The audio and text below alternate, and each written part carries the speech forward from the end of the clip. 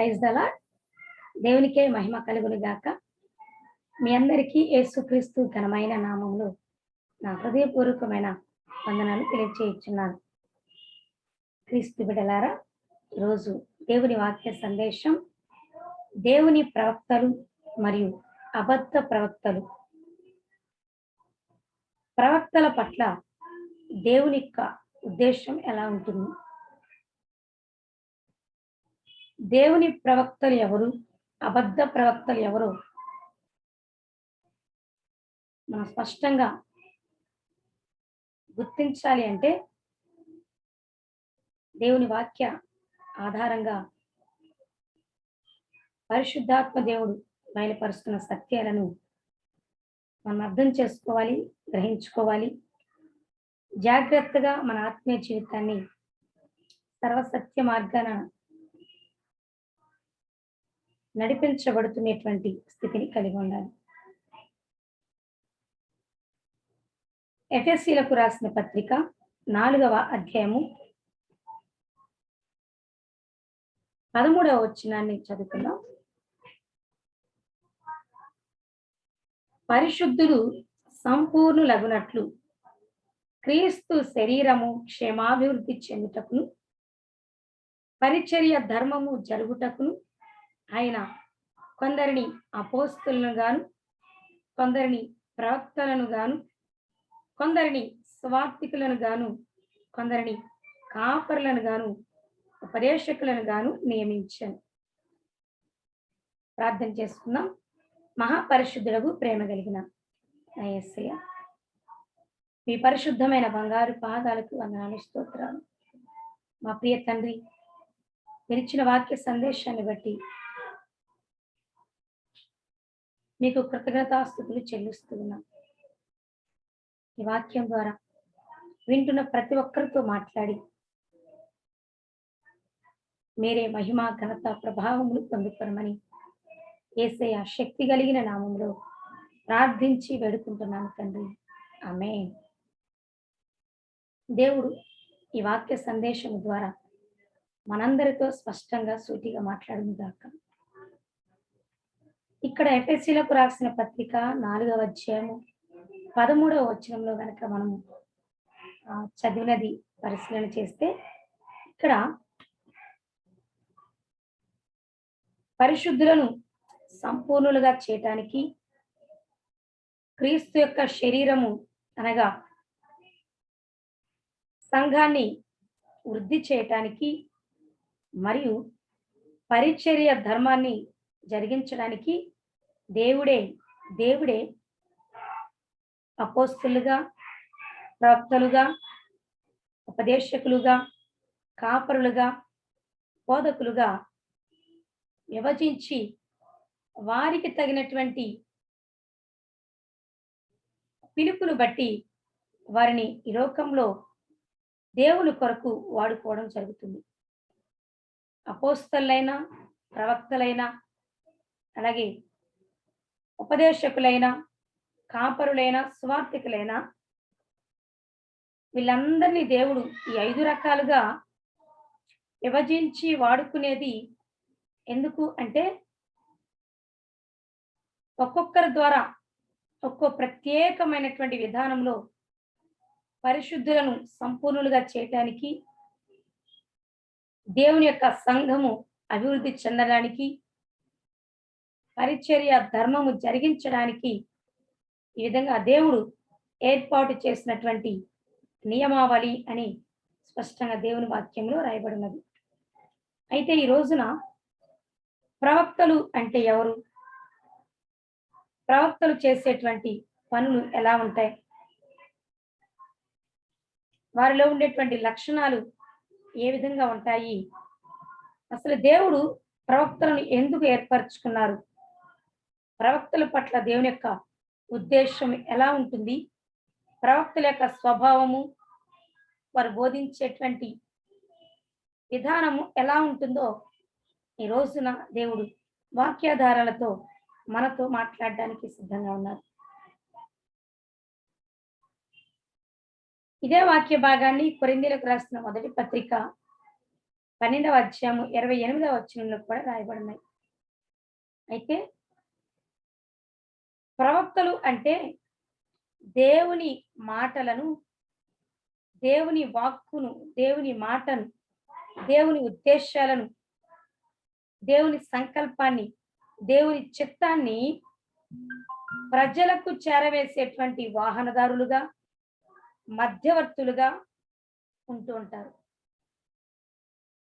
దేవుడు ఏ మాట చెప్పినా ఉన్నది ఉన్నట్లుగా దేవుడు ఎవరితో చెప్పమంటారు, ఎక్కడ చెప్పమంటారు, సమస్తాన్ని ప్రవక్తలు అలాగే జరిగిస్తూ ఉంటారు. దేవుడు కొన్నిసార్లు కొంతమంది వ్యక్తుల దగ్గరికి వెళ్ళమంటారు. కొన్నిసార్లు ఒక ప్రాంతాన్ని నిర్ణయిస్తారు. దేవుడు సమస్తాన్ని ప్రవక్తలకు ముందుగానే తెలియపరిచి, బయలుపరిచి, ఎప్పుడు ఎక్కడ ఎవరితో ఏ మాట మాట్లాడాలో అవన్నీ బయలుపరిచి, ఆ మాటలే ప్రజలతో చెప్పమని చెప్పడం జరుగుతుంది. ఈ విధంగా ప్రవక్తలు దేవుని మాటలను ప్రజలకు చేరవేసేటువంటి వాహనదారులుగా, మధ్యవర్తులుగా పనిచేస్తూ ఉంటారు. ఇంకా చెప్పాలి అంటే దేవునికి ప్రజలకు మధ్య వారధిగా పనిచేసేటువంటి వారు ప్రవక్తలు. పాత నిబంధన కాలంలో దేవుడు స్వయంగా అందరితో ప్రత్యేకించి మాట్లాడలేదు, కానీ దేవుడు ఏదైనా తన ప్రజలతో మాట్లాడాలి అంటే అది గద్దింపు అయినా, ఆశీర్వాదకరమైనదైనా ఆయన ఏర్పరచుకున్న ప్రవక్తలకు బయలుపరిచి, ఆ ప్రవక్తల ద్వారానే తన ప్రజలకు బోధించినట్లుగా పాత నిబంధనలు ఎక్కువగా మనం చూస్తూ ఉంటాం. నేటి దినాలలో కూడా దేవుడు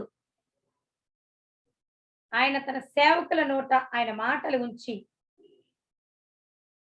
తన ప్రజలతో మాట్లాడుతూ ఉంటారు. అయితే ప్రవక్తలు అనబడేటువంటి వారు ప్రజలను దేవుని మార్గంలో నడిపించేటువంటి బాధ్యతను కలిగి ఉంటారు. ప్రవక్తలు దేవుని మార్గంలోనే ప్రజలను నడిపించడానికి ప్రయాసపడుతూ ఉంటారు. ఈ ప్రవక్తలు దేవుని చేత ప్రత్యేకంగా పిలువబడిన వారుగా ఉంటారు. వీరి పట్ల దేవుని యొక్క ఉద్దేశము, సంకల్పం కూడా అందరికంటే ఒక ప్రత్యేకమైనటువంటి స్థాయిలో ఉంటుంది అని చెప్పాలి. మరి ముఖ్యంగా ప్రవక్తలపై దేవుడు ప్రజలకు సంబంధించినటువంటి భారాన్ని ఎక్కువగా వేయడం జరుగుతుంది. ప్రవక్తలు ఇటు దేవుని యొక్క భారాన్ని, ఇటు ప్రజల యొక్క భారాన్ని మోసేటువంటి వారుగా ఉంటారు. దేవుని మాటలు ప్రజలకు చెప్పడమే కాకుండా ప్రజల యొక్క అవసరతలు, అక్కరలు, విన్నపాలన్నీ కూడా మరలా అదే రీతిగా దేవదేవునికి తెలియపరిచేటువంటి వారధులుగా వీరు పనిచేస్తూ ఉంటారు.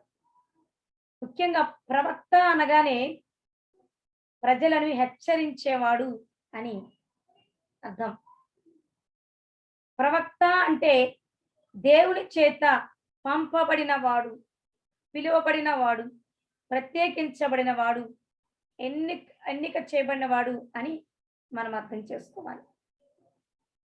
ప్రవక్తలు దేవుని పక్షంగా ఉంటూ ప్రజలను హెచ్చరించేవారుగా ఉంటారు.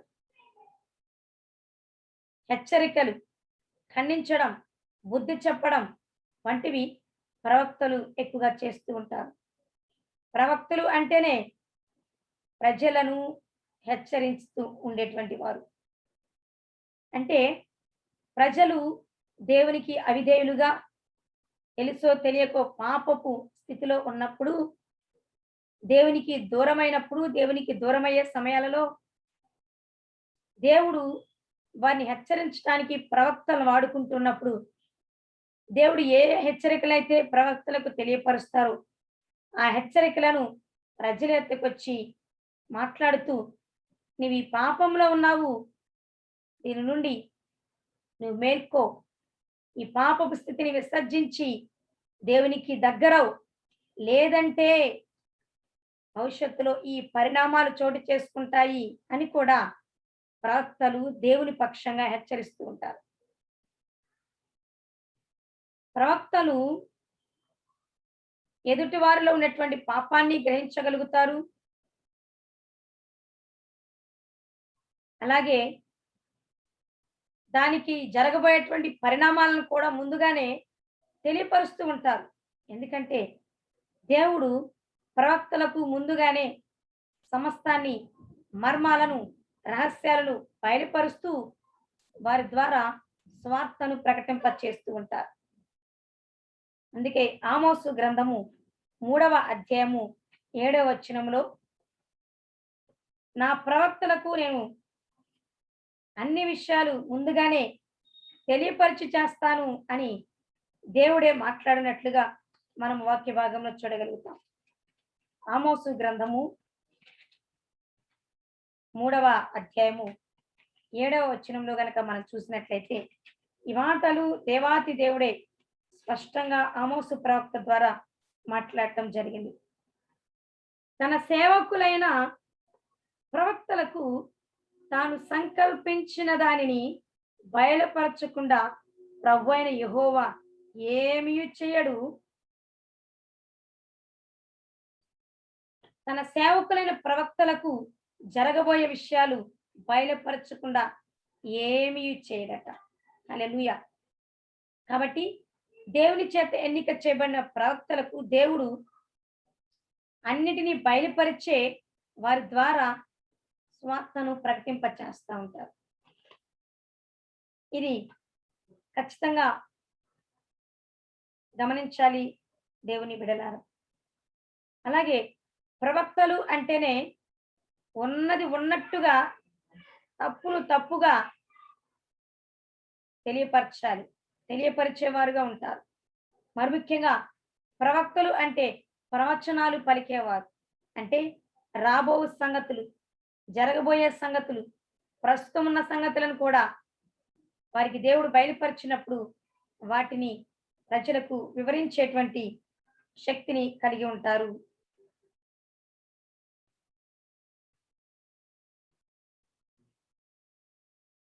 ఈ విధంగా ప్రవక్తల పట్ల, ప్రవక్తలను దేవుడు వాడుకునేటువంటి విధానము ఎలా ఉంటుంది? అయితే ఇప్పుడు ఇంకా మనము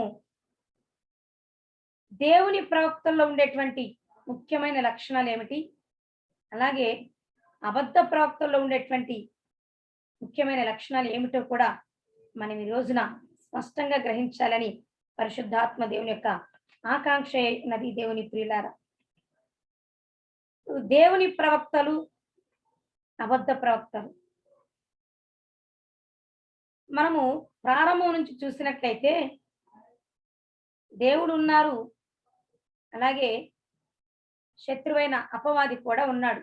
ఆదికాండం నుంచి చూసినట్లయితే ఇంకా కొన్ని చోట్ల మనం గమనించినట్లయితే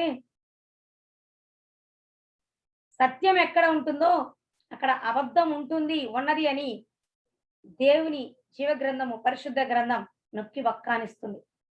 సత్యం ఉన్నది అని అంటే అక్కడ అసత్యం కూడా ఉంటుంది. అయితే ఆ రెండింటిని చక్కగా గ్రహించుకోవాలని దేవుని వాక్యంలోనే అన్ని విషయాలు, అన్ని మర్మాలు రాయబడి ఉన్నాయి. ఏది సత్యమో ఏది అసత్యమో కూడా జీవ గ్రంథంలో స్పష్టంగా పరిశుద్ధాత్మ దేవుడు బయలుపరిచి ఉన్నారు. అలాగే బోధకులు, ప్రవక్తలు అంటే దేవుని ప్రవక్తలు ఉన్నారంటే, దేవుని చేత పిలువబడిన సేవకులు ఉన్నారు అని అంటే సాతాను చేత ప్రేరేపించబడి తిరుగులాడుచున్న అబద్ధ బోధకులు, అబద్ధ సేవకులు, అబద్ధ ప్రవక్తలు కూడా ఉన్నారు అని వాక్యం తెలియపరుస్తుంది. అలాగే నిజదేవుడైన యేసు క్రీస్తు ప్రభువారు ఉన్నారు, అబద్ధపు క్రీస్తు కూడా ఉన్నాడు అని జీవ గ్రంథంలో స్పష్టంగా రాయబడి ఉన్నది. కాబట్టి దేవుని ప్రవక్తలు ఉన్నారు. వారు చక్కగా దేవుని పనిని దేవుని చిత్తానుసారంగా జరిగిస్తూ ఉన్నారు. అలాగే ఇదే సమయంలో అబద్ధ ప్రవక్తలు కూడా ఈ భూప్రపంచమంతటా కూడా తిరుగులాడుతూ సంచరిస్తున్నారు. అయితే మనము దేవుని ప్రవక్తలు ఎలా గుర్తించాలి? అబద్ధ ప్రవక్తలను ఎలా గుర్తించాలి? సత్యమేది? అసత్యమేది? సత్యమేది? అబద్ధమేంటి అనేది ఈ రోజున మనం గ్రహించాలి అంటే దేవుని ప్రియులారా, చాలా మందిలో ఆత్మీయులమైన మనలో కూడా ఈ విషయంలో ఎన్నో రకాలుగా కన్‌ఫ్యూజన్స్ మనలో ఉంటూ ఉన్నాయి. ఆత్మీయులమైనప్పటికీ అన్నింటినీ అర్థం చేసుకోనలేక మనము కొన్నిసార్లు అబద్ధ బోధల వైపు మొగ్గు చూపుతూ మన ఆత్మీయ జీవితాన్ని పతనం చేసుకునేటువంటి స్థితిని కలిగి ఉంటాం. అందుకే ఈ మాటలు వింటున్నటువంటి మనము మోసపోకూడదని అబద్ధ బోధకుల వైపు అబద్ధ ప్రవక్తల వైపు మనము మళ్లించబడకూడదని పరిశుద్ధాత్మ దేవుడు ఈ రోజున మనతో మాట్లాడుతూ ఈ సత్యాలను బయలుపరుస్తున్నారు. అయితే దేవుని ప్రవక్తల్లో ఉండేటువంటి లక్షణాలు ఎలా ఉంటాయి? అబద్ధ ప్రవక్తల్లో ఉండేటువంటి లక్షణాలు ఎలా ఉంటాయి అని కనుక మనము చూసినట్లయితే, దేవుని ప్రవక్తలు దేవుని చేత మాత్రమే ఎన్నిక చేయబడి పిలువబడిన వారుగా ఉంటారు. అసలు ప్రవక్త అంటేనే దేవుని చేత పంపబడిన వారు. దేవుని కొరకు ఏర్పాటు చేయబడిన వారు. అయితే అబద్ధ ప్రవక్తలు దేవుని చేత ఏర్పాటు చేయబడిన వారు కాదు గాని, దేవుడు పిలవకపోయినా, దేవుడు పంపకపోయినా వారంతట వారు దుష్టుడైన అపవాది చేత ప్రేరేపించబడి నేనే ప్రవక్తనంటూ అబద్ధాలు మాట్లాడుకుంటూ వారి పని వారు చేస్తూ ఉంటారు. వారికై వారే ప్రవక్తలుగా పిలువబడుతూ ఉంటారు. రెండవదిగా దేవుని ప్రవక్తలు దేవుని ఆత్మ అయిన పరిశుద్ధాత్మ చేత ప్రేరేపించబడి స్వార్థను ప్రకటిస్తూ ఉంటారు. అబద్ధ ప్రవక్తలు సాతాను యొక్క ఆత్మ చేత ప్రేరేపించబడి భ్రమపరిచే ఆత్మల చేత ప్రేరేపించబడుతూ వారు కూడా స్వార్థను ప్రకటించే దిశగా వెళుతూ ఉంటారు. మూడవదిగా దేవుని ప్రవక్తలు పరిశుద్ధాత్ముడు దేవుడు అనుగ్రహించే జ్ఞాన వివేకములను ఆధారం చేసుకొని స్వార్థను ప్రకటిస్తారు. ఈ అబద్ధ ప్రవక్తలు వారి జ్ఞానాన్ని ఆధారం చేసుకుంటూ, వారి సొంత ఆలోచనలను ఆధారం చేసుకుంటూ, వారు సాతాను ఆత్మ చేత ప్రేరేపించబడిన వారుగా ఈ లోక జ్ఞానమును ఆధారం చేసుకొని స్వార్థను ప్రకటించేవారుగా ఉంటారు. అయితే దేవుని ప్రవక్తల్లో ఉండేటువంటి మరొక లక్షణం ఏంటి అంటే, వారు ఖచ్చితంగా వాక్యానుసారముగా ప్రజలను హెచ్చరించేవారుగా ఉంటారు. వాక్యాన్ని ఖచ్చితంగా ప్రకటిస్తారు ప్రవక్తలు అనబడేవారు. దేవుని చేత పంపబడిన ప్రవక్తలు ఖచ్చితంగా దేవుని సువార్తను ప్రకటించేవారుగా ఉంటారు అని జీవ గ్రంథంలో స్పష్టంగా రాయబడినది. ఇర్మియా గ్రంథము 18వ అధ్యాయము 18వ వచనంలో చూస్తే మనము ఈ విషయాలను స్పష్టంగా గ్రహించగలుగుతాం. అప్పుడు జనులు ఇర్మియా విషయమై యుక్తిగల యోచన చేతము రండి. యాజకుడు ధర్మశాస్త్రం వినిపించక మానడు, జ్ఞాని యోచన లేకుండా ఉండడు, ప్రవక్త వాక్యము చెప్పక మానడు. హల్లెలూయా. దేవుని చేత పంపబడినటువంటి వారు కల్లబొల్లు కబర్లు చెప్పరు. ఎప్పుడు కూడా దేవుని వాక్యాన్ని ప్రకటిస్తూనే ఉంటారు. దేవుని వాక్యం ద్వారానే ప్రజలను హెచ్చరిస్తూ ఉంటారు. దేవుని వాక్యం ద్వారానే అబద్ధ బోధలను ఖండిస్తూ ఉంటారు. ఏదైనా సరే వాక్యాధారాలతోనే దేవుని స్వార్థను ఆత్మ జ్ఞానముతో బోధించేవారుగా ఉంటారు ఈ దేవుని ప్రవక్తలు. అబద్ధ ప్రవక్తలు వాక్యాధారాలు లేకుండా వాక్యాన్ని వారికి అనుగుణంగా మార్చుకుంటూ ప్రజలకు బోధిస్తూ ఉంటారు. జాగ్రత్త. వాక్యాన్ని ప్రకటిస్తారు వారు కూడా. అయితే వారు ప్రకటించే విధానము వాక్యంలో ప్రజలకు బయలుపరచాల్సినటువంటి మర్మాలు కాకుండా వారికి అనుగుణమైనటువంటి వారు సొంత జ్ఞానముతో ఈ లోక జ్ఞానముతో సాతాను ద్వారా ప్రేరేపించబడిన వారే యుక్తిగా ప్రజలను మోసగించేటువంటి వర్తమానాలు వాక్యాలు ప్రకటిస్తూ ఉంటారు. ఈ సత్యాన్ని వింటున్న మనము జాగ్రత్తగా గమనించాల్సిందిగా దేవుని పేరిట మనవి చేస్తున్నాం. దేవుని ప్రవక్తల యొక్క ఉద్దేశం ఒకటే, ప్రజలను వారి పాపముల నుండి విడిపించి వారిని దేవుని యొద్దకు చేర్చడమే ప్రవక్తలు చేసేటువంటి ముఖ్యమైన పని. ఎప్పుడు కూడా దేవునికి దూరమైతున్నటువంటి ప్రజలను హెచ్చరిస్తూ గద్దిస్తూ దేవుని తట్టు తిరగండి అనేవారు బోధిస్తారు. ఎక్కువగా దేవుని ప్రవక్తలు ప్రజలను దేవునికి సమీపంగా చేయటానికి, దేవునికి దగ్గర చేయటానికి, దేవుని హత్తుకునేలా చేయటానికి, దేవునికి భయపడేలా చేయటానికి, దేవుని విశ్వాసం ఉంచేలా చేయడానికి ప్రయాసపడుతూ ఉంటారు దేవుని ప్రవక్తలు.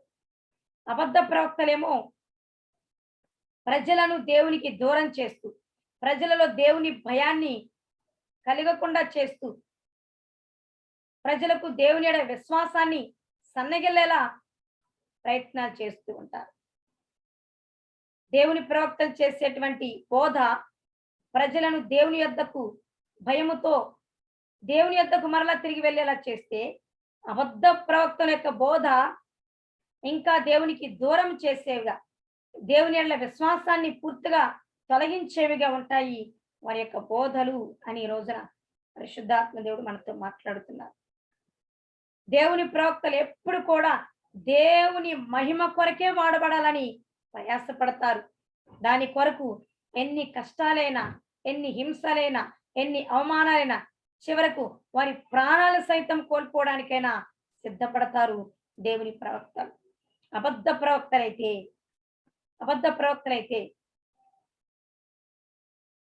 మనుష్యుల మెప్పు కొరకు, మనుష్యుల దగ్గర నుండి ఏదేదో ఆశించి ప్రజలు వీరిని నమ్మాలి అని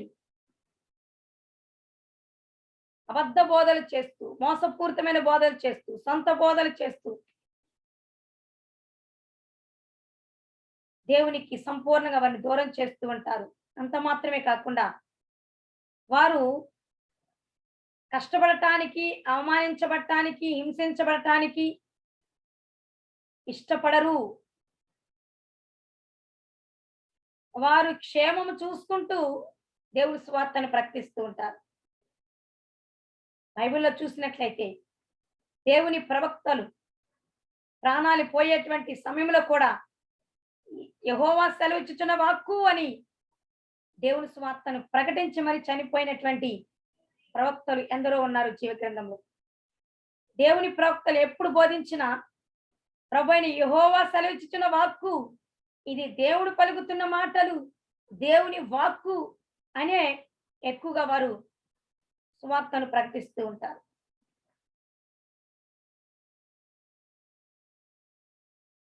అయితే అబద్ధ ప్రవక్తలు ప్రజల మెప్పు కొరకు, ప్రజల నమ్మకాన్ని, ప్రజల గౌరవాన్ని పొందుకోవటం కొరకు మరి బోధలు అలానే ఉంటాయి. వారు అలాగే ప్రయత్నం చేస్తూ ఉంటారు. అంతేకాదు, వారికి ఏదన్నా హాని కలుగుతుంది అని అంటే ఎస్కేప్ అయిపోతారు. మాటలు మార్చైనా అక్కడ స్వార్థను ప్రకటించే వారు ఉంటారు. కష్టపడటానికి, అవమానించబడటానికి వారు ఇష్టపడరు. హింసలకు వారు దూరంగా ఉంటారు. దేవుని కొరకు ఏ కష్టాన్ని భరించడానికి ఇష్టత వ్యక్తపరచరు. ఎందుకంటే వారు దేవుని చేత పిలువబడిన వారు కారు కాబట్టి. అలాగే దేవుని ప్రవక్తలకు ఎక్కువగా ఆత్మల భారము కలిగి ఉంటారు. దేవుని చేత పిలువబడిన ప్రవక్తలు, దేవుని చేత పంపబడిన ప్రవక్తలు ఆత్మల భారాన్ని కలిగి ఉంటారు. అబద్ధ ప్రవక్తలకు ఆత్మల భారమే పట్టదు. ఈ సత్యాన్ని గ్రహించాలి. అలాగే దేవుని ప్రవక్తలు ప్రమాదం ముంచుకొస్తుందన్నా, హింసిస్తారని తెలిసినా, చంపేస్తారని తెలిసినా, దేవుడు ఏ వాక్కు, ఏ మర్మము వాళ్ళకి బయలుపరుస్తారో ఉన్నది ఉన్నట్టుగా దానినే ప్రకటిస్తారు, ప్రవచిస్తారు. అది మీకు కీడు రాబోతుంది, శాపము మీ మీదకి రాబోతుంది, కరువు సమీపిస్తుంది, సంభవించబోతుంది అని దేవుడు చెప్పమంటే ఆ మాటలే చెప్తారు. అంతేకాదు వారు దేవునికి మాత్రమే భయపడతారు, వేరెవ్వరికి భయపడరు. రాజుల ముందు సైతం దేవుడు ఏది హెచ్చరించమంటే ఆ మాటలే హెచ్చరించేటువంటి ఆత్మ ధైర్యాన్ని కలిగి ఉంటారు. అయితే అబద్ధ ప్రవక్తలను చూస్తే దేవుని ప్రవక్తల ద్వారా ఏ మాటలు బోధించబడుతున్నాయో కీడు, కరువు, శాపం అనేవి వాటిని మార్చి దేవుని మాటలకు వ్యతిరేకంగా మీకు కీడేమి రాదు, మీకు శాపమేమి రాదు, మీకు కరువేమి రాదు, ఎప్పుడు ఇలాగే ఉంటాం, మంచిగానే ఉంటాము అనేటువంటి విధానంలో సువార్తను వారు ప్రకటించేవారుగా ఉంటారు. ప్రజలకు ఏది నచ్చుతుందో తెలుసుకొని అది మాత్రమే చెప్తారు. కీడు వస్తుందని దేవుని ప్రవక్తలు చెప్తుంటే దేవుని ప్రవక్తలకు ఎప్పుడు కూడా భిన్నంగా ప్రవర్తిస్తారు, వ్యతిరేకంగా మాట్లాడతారు అబద్ధ ప్రవక్తలు. ఫర్ ఎగ్జాంపుల్ బైబిల్లో చూసినట్లయితే ఇర్మియా ఇశ్రాయేలీలను, ఆనాటి యూదా రాజులను హెచ్చరిస్తూ ఉన్నప్పుడు మీరు చేస్తున్న దేవుని అవిధేయ క్రియల వలన, విశ్రాంతి దినాన్ని ఆచరించకపోవటం వలన, మీరు చేస్తున్న విగ్రహారాధన వలన దేవుడు మీ మీదకి కీడు రప్పించబోతున్నాడు, శాపము మీ మీదకి రప్పించబోతున్నాడు అని ఇర్మియా ప్రవక్త దేవుని ఆత్మ చేత ప్రేరేపించబడిన వారే ప్రకటిస్తూ ఉన్నప్పుడు, హెచ్చరిస్తూ ఉన్నప్పుడు ఆనాటి ఇశ్రాయేలీలు రాజులు సైతం ఇర్మియా మాటలు నమ్మలేదు. ఆ టైంలో అబద్ధ ప్రవక్తల గుంపు ఇర్మియా ప్రవచించిన దానికి వ్యతిరేకంగా మాట్లాడుతూ ఇర్మియా చెప్తున్నది అబద్ధం, మన దేశము సుభిక్షంగా ఉన్నది, మనకి అన్ని దేశాల వారు హెల్ప్ చేస్తారు, మనకి ఏ హాని కలగదు అని ఆనాటి ఉన్నటువంటి అబద్ధ ప్రవక్తలు ఇర్మియా చెప్పిన మాటలకు వ్యతిరేకంగా చెప్పారు. ఇర్మియా ఏం చెప్తున్నారు?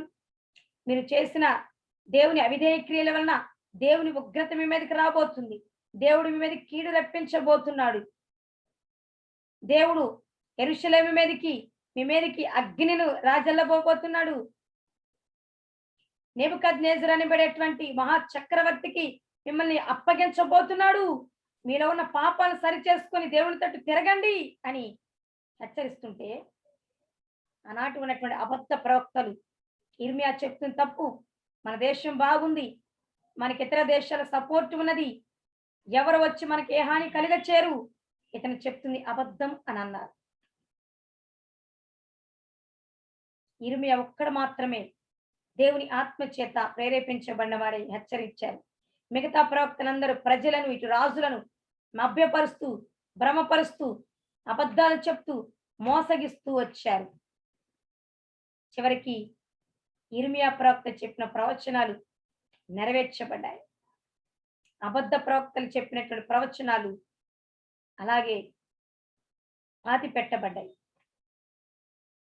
అలాగే దేవుని ప్రవక్తలు ఎప్పుడు కూడా పరిశుద్ధాత్మ ఆవేశముతో, ఆత్మదేవుడు కలిగించే ఆవేశముతో, ఆత్మావేశముతో, ఆత్మ బలముతో, ఆత్మ ధైర్యముతో దేవుని స్వార్థను బహుబలముగా, ధైర్యముగా ప్రకటిస్తారు. మీకా గ్రంథము 8వ అధ్యాయము, మీకా గ్రంథము 3వ అధ్యాయము 8వ వచనంలో మనకి ఈ మాటలు స్పష్టంగా రాయబడి ఉంటాయి.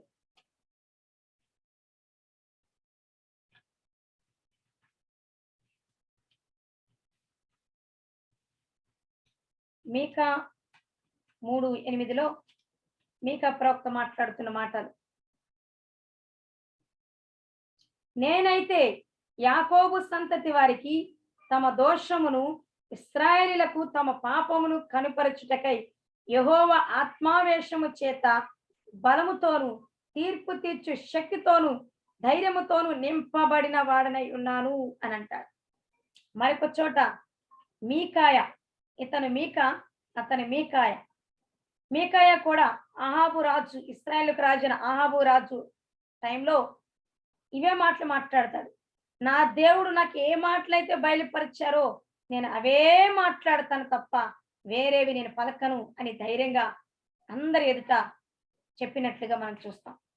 దేవుని ప్రవక్తలు పరిశుద్ధాత్మ దేవుడు కలిగించే ఆత్మావేశముతో, ఆత్మ బలముతో, ఆత్మ ధైర్యముతో, తీర్పు తీర్చే శక్తితో పరిశుద్ధాత్మ పూర్ణులై దేవుడు ఏ మాట చెప్తే ఆ మాట, ఆ వాక్కు వారి నోటి నుండి వెలువడుతూ ఉంటాయి.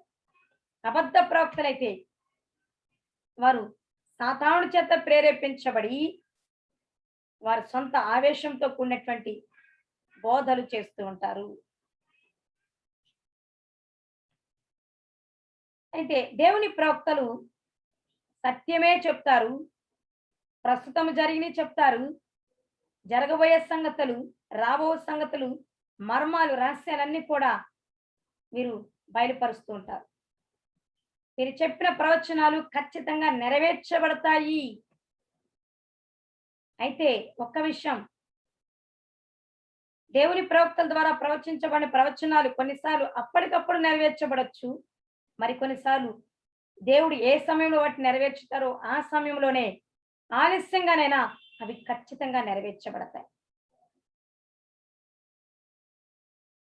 ఇర్మియా చెప్పినటువంటి ప్రవచనాలు అప్పటికప్పుడు కాకపోయినా తర్వాత మెల్లగా అవి నెరవేర్పులోనికి వచ్చాయి. ఇర్మియానే కాదు, ప్రారంభంలో నుంచి ఉన్నటువంటి ప్రవక్తలందరూ ప్రవచించినవి కొన్నిసార్లు ఆలస్యంగా అవి నెరవేర్పులోనికి వచ్చాయి. యేసుక్రీస్తు ప్రభువారి జన్మదినం గురించి ఎన్నో వేల సంవత్సరాల క్రితం ప్రవక్తలు ప్రవచించారు. కొన్ని వేల సంవత్సరాల తర్వాత ఆ ప్రవచనాలు నెరవేర్చబడ్డాయి. కొన్నిసార్లు అప్పటికప్పుడు, మరి కొన్నిసార్లు ఆలస్యం అవుతాయి. అయినప్పటికీ దేవుని ప్రవక్తల ద్వారా బయలుపరచబడిన అది ఏ మాటైనా ఖచ్చితంగా నెరవేర్చబడుతుంది. అబద్ధ ప్రవక్తలు కూడా ఇవి జరగబోతున్నాయి, అవి జరగబోతున్నాయి, మేము చెప్పేది సత్యమని అంటారు, కానీ ప్రవచనాలు ప్రకటిస్తారు, కానీ వారు ప్రవచించినవి జరగవు. ఎందుకంటే అవి అసత్యాలు, అబద్ధాలు కాబట్టి, వారి సొంత ఆవేశంతో కూడిన మాటలు కాబట్టి అవి నెరవేర్చబడవు. దేవుని ప్రవక్తలు జాగ్రత్తగా వినాలి. దేవుడు చెప్పిన రీతిగా దేవుని ఎదుట వారు లోబడి తగ్గించుకొని ప్రవచించినప్పుడు అవి నెరవేర్పులోనికి వస్తాయి. కొన్నిసార్లు దేవుని ప్రవక్తలు కూడా అహంకారంతో ప్రవచిస్తే ఆ ప్రవచనాలు కూడా నెరవేర్చబడవు. కాబట్టి ఇది కూడా మనము గుర్తించాలి. అంతేకాదు, దేవుని ప్రవక్తలు కల కనినప్పుడు ఆ కల భావాన్ని కూడా ఖచ్చితంగా చెప్పగలిగిన వారుగా ఉంటారు. అబద్ధ ప్రవక్తలు అబద్ధాలు ప్రవచిస్తారు. వారి కన్న కలలు కనకపోని వాటి భావాలు కూడా అబద్ధాలుగానే వారు మాట్లాడటం జరుగుతుంది, చెప్తూ ఉంటారు. అలాగే దేవుని ప్రవక్తలు ప్రజలకు దేవుని భయాన్ని చేసేలా, దేవుని ఎడల విశ్వాసాన్ని పెంపొందించేలా సువార్తను ప్రకటిస్తారు. అవి హెచ్చరికలైనా, గద్దింపులైనా, వేరే ఏ విధము చేతనైనా. అలాగే అబద్ధ ప్రవక్తలు ప్రజలకు దేవుని ఎడల విశ్వాసాన్ని సన్నగిల్లేవిగా, ప్రజలలో దేవుని భయాన్ని పోగొట్టేవిగా ఉంటాయి వారి బోధలు. మరొక ముఖ్యమైనటువంటి లక్షణం దేవుని ప్రవక్తలు సూచక క్రియలు, మహత్కార్యాలు, అద్భుతాలు అనగా స్వస్థతలు, చనిపోయిన వారు తిరిగి లేపటం, ఇంకా అనేక రకాలైనటువంటి సూచక క్రియలు, మహత్కార్యాలు చేయగలుగుతారు దేవుని ఆత్మ శక్తి చేత. అయితే వీరు చేసేటువంటి ఏ కార్యమైనా ప్రజల రక్షణార్థము, దేవుని మహిమార్థముగానే ఉంటుంది. అబద్ధ ప్రవక్తలు చేసేటువంటి సూచక క్రియలు, మహత్కార్యాలు, అబద్ధ ప్రవక్తలు కూడా సూచక క్రియలు చేస్తారు, మహత్కార్యాలు చేయగలుగుతారు, కొంత మట్టికే చేయగలుగుతారు. దేవుని ప్రవక్తలు చేసినన్ని వారు చేయలేరు. మాయలు, మంత్రాలు, వివిధ రకాలైనటువంటి తంత్రాలతో, సాతాను శక్తులతో వారు సూచక క్రియలు, మహత్కార్యాలు చేస్తూ ఉంటారు. బైబిల్లో మోషేను దేవుడు ఐగుప్తుకు పంపినప్పుడు మోషే అహరోనుల కర్ర వేసినప్పుడు పాముగా మార్చబడినప్పుడు ఫరో దగ్గర ఉన్న మాంత్రికులు కూడా వారి శక్తి చేత వారి కర్రలను కూడా పాముగా చేయగలిగారు. ఈ విధంగా 10 తెగుళ్లలో కొన్ని తెగుళ్ళు ఫరో దగ్గర ఉన్న మంత్రగాళ్ళు చేయగలిగారు. కానీ ఆ మోషే ద్వారా చేసిన 10 తెగులును వాళ్ళు కూడా చేయలేకపోయారు. అబద్ధ ప్రవక్తలు సూచక క్రియలు చేయగలుగుతారు, అద్భుతాలు చేయగలుగుతారు. కొంత మట్టికే. సాతానికి ఎంత శక్తి ఉంది? దేవుని కంటే అధికమైన శక్తి ఉన్నదా? లేనే లేదు. కాబట్టి వారు కొంత మట్టిగా చేయగలుగుతారు. దేవుని ప్రవక్తలు దేవుని శక్తి చేత దేవుని అనుమతిస్తే ఏదైనా చేయగలుగుతారు. అయితే దేవుని ప్రవక్తలు ప్రజల రక్షణార్థం దేవుని మహిమార్థమే చేస్తారు. అబద్ధ ప్రవక్తలు ప్రజల మెప్పు కొరకు ధనాపేక్షను ఆశించి ఇంకా వారి మెప్పు కొరకు వారి గౌరవం కొరకు చేసుకుంటారు. దేవుని ప్రవక్తలు ఎప్పుడు కూడా నిస్వార్థంగా దేవుని సేవ చేస్తారు. అబద్ధ ప్రవక్తలు ఎప్పుడు కూడా స్వార్థపూరితమైనటువంటి బోధలు చేస్తూ ఉంటారు.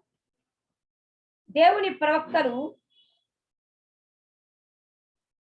త్యాగపూరితమైనటువంటి పరిచర్య చేస్తారు. అబద్ధ ప్రవక్తలు త్యాగం అని అనంటే ఎక్కడ కనిపించారు. అందుకని మత్తయి సువార్త 24:24 యేసుక్రీస్తు ప్రభువు చెప్పారు, అంచె దినాలలో ఏర్పరచబడిన వారి సైతం మోసగించడానికి అబద్ధ బోధలు, అబద్ధ ప్రవక్తలు బయలుదేరుతారు అని చెప్పారు. కాబట్టి దేవుని ప్రవక్తలో ఉన్నటువంటి లక్షణాలు ఏవో, అబద్ధ ప్రవక్తలు ఉండే లక్షణాలు ఏవో సుస్పష్టంగా ఆత్మీయమైన మనము గ్రహించాలి అని దేవుడి రోజున కోరుకుంటున్నారు. దేవుని ప్రవక్తలు దైవ ప్రత్యక్షతలు, కలలు, దర్శనాలు, దేవుని స్వరము ఎక్కువగా కలిగి ఉంటారు. దేవుడు వారికి ఆ ఆ వాటి ద్వారా కూడా అనేక మర్మాలు బయలుపరుస్తుంటారు. అబద్ధ ప్రవక్తలు ప్రత్యక్షతలు కలిగి ఉన్నామంటారు, కానీ అవన్నీ అబద్ధం.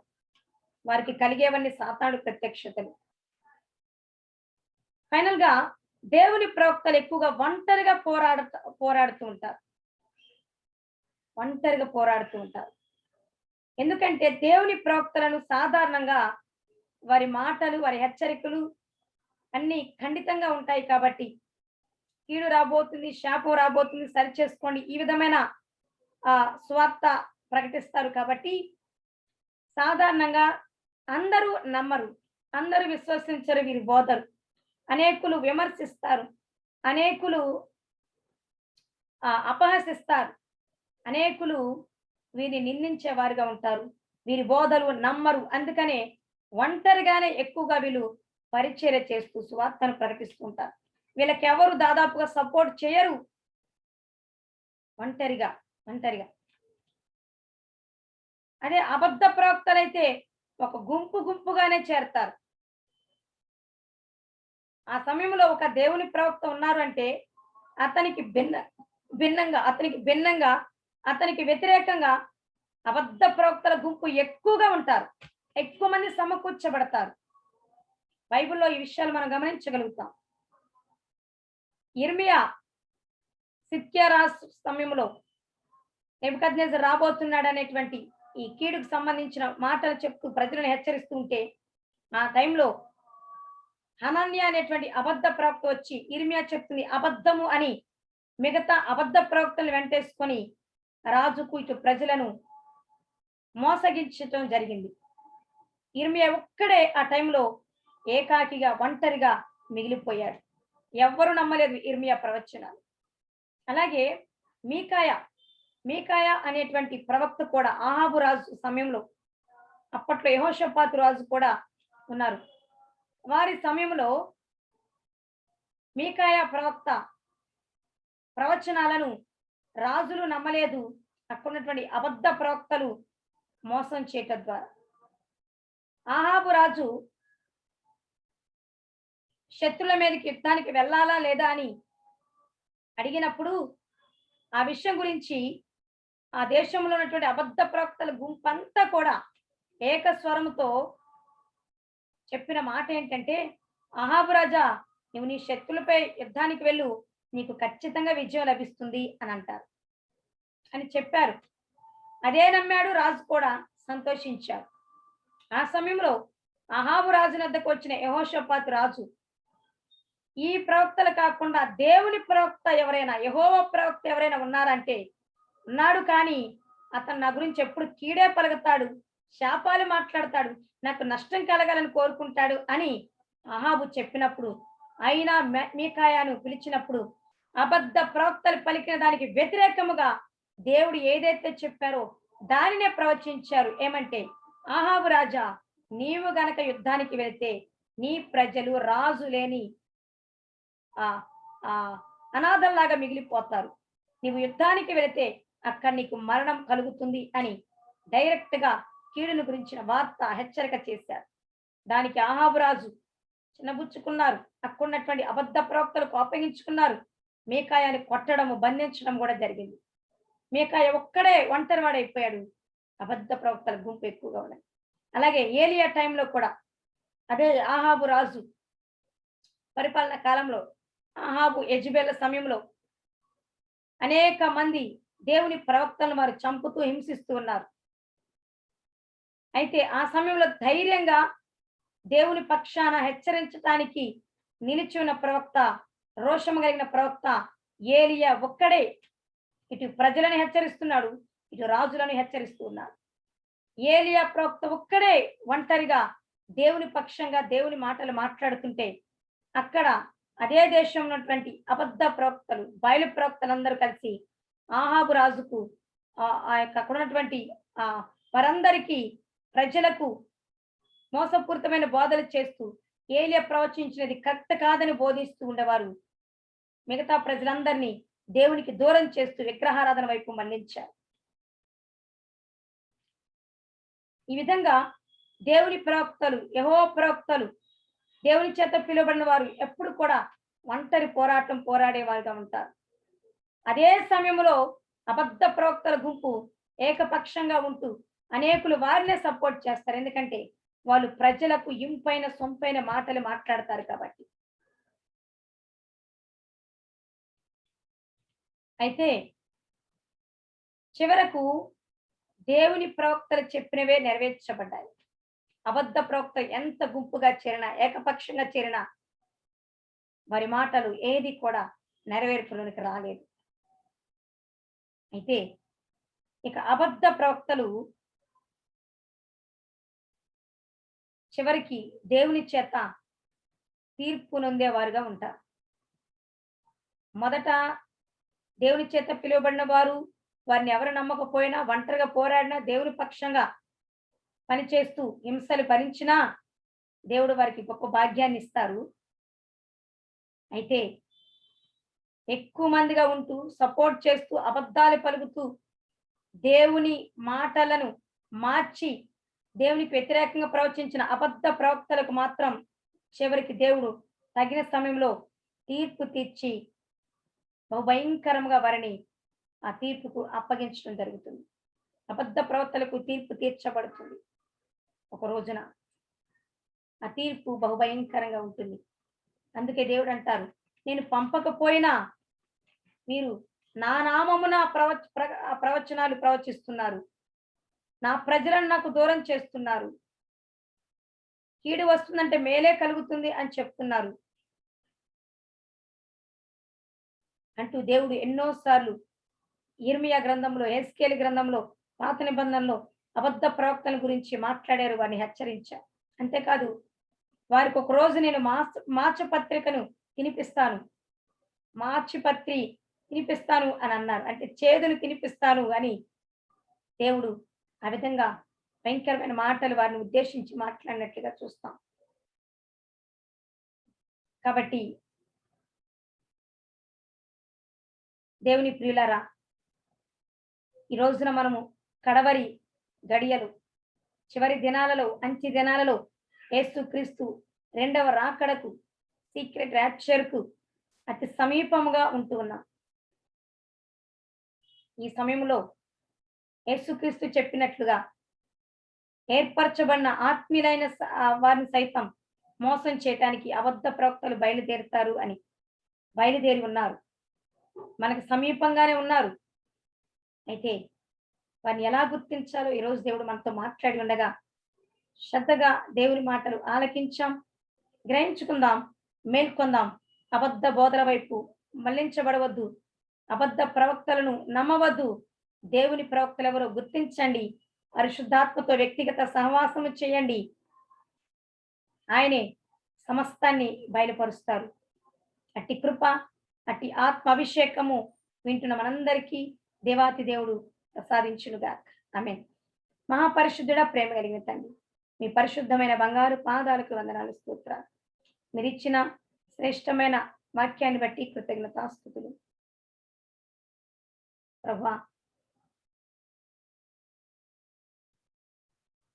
ఈ వాక్యం విన్నటువంటి ప్రతి ఒక్కరిలో ఏది సత్యమో, ఏవి బ్రహ్మపరిచవో గ్రహింపును కలిగి చేసి నీ సర్వసత్య మార్గాన్ని నడిపించి నీవే మహిమ ఘనత ప్రభావములు పొందుకునమని యేసయ్య శక్తి కలిగిన నామములో ప్రార్థించి వేడుకుంటున్నాము తండ్రి. ఆమేన్. గుర్తించండి దేవుని ప్రియమైనటువంటి వారలారా, దేవుని ప్రవక్తలు ప్రజలను దేవుని మార్గాన్ని అనగా పరలోక మార్గాన్ని నడిపిస్తారు. అబద్ధ ప్రవక్తలు ప్రజలను సాతాను వెళ్ళే మార్గంలో చివరికి నరకానికి చేర్చేటువంటి వారుగా వారు ఉంటారు. దేవుని యొక్క కృపా సమాధానములు మీకును మీ కుటుంబాలకు మీరు చేర్చిన దేవుని పరిచర్యకు తోడై ఉండునుగా. ఆమేన్.